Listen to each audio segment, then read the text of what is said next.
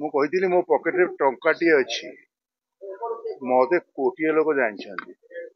ତମ ପକେଟରେ କୋଟିଏ ଟଙ୍କା ଅଛି, କେହି ଜାଣିନାହାନ୍ତି, ମୁଁ କେବଳ ଜାଣିଛି ତମକୁ।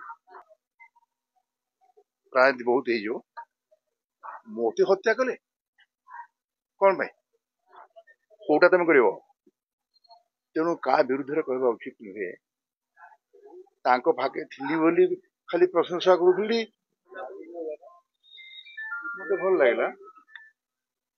କହିବେ କଣ, ସେ ଯୋଉ ଚିହ୍ନିଲେ, ଜଣେ ଜଣକୁ ଚିହ୍ନିବାଟା ହଉଛି ବଡ କଥା, କହିବାଟା କିଛି ବଡ କଥା ନୁହେଁ। ଏବେ ଲୋକ ଯାହା ଚାହିଁଲେ ତାହା ହିଁ ହେଲା।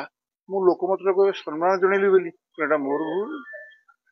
ତେଣୁ କହୁନାହାନ୍ତି, ସେଇଟା ହିଁ ସମ୍ମାନ।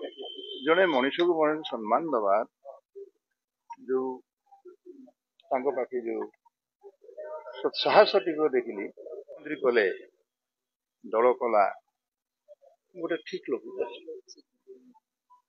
ଆପଣ କହିପାରିବେ ରାତି ପାଇଲେ କଣ ହବ, ଆଜି କଥାଟା କହିଦେବେ। ତେଣୁ ସେଥିପାଇଁ ଗର୍ବ କରିବା କିଛି କାରଣ ନାହିଁ। ସିଂହାସନକୁ ଆସିଲା ମାତ୍ରେ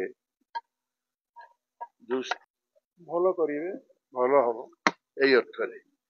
ଆଉ ଯୋଉମାନେ ଚାଲିଗଲେ, ଭାବନ୍ତୁ ବିଦାୟ ନେଇଗଲେ, ଚାଲିନାହାନ୍ତି, ବିଦାୟ ନେଇଗଲେ, ତା ଅବସ୍ଥାରେ ମଣିଷ ଥାଏ, ବହୁ ଓଲଟ ପାଲଟ ହେଇଯାଏ।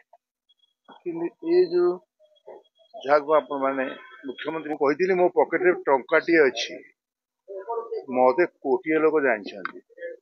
ତମ ପକେଟରେ କୋଟିଏ ଟଙ୍କା ଅଛି, କେହି ଜାଣିନାହାନ୍ତି, ମୁଁ କେବଳ ଜାଣିଛି ତମକୁ।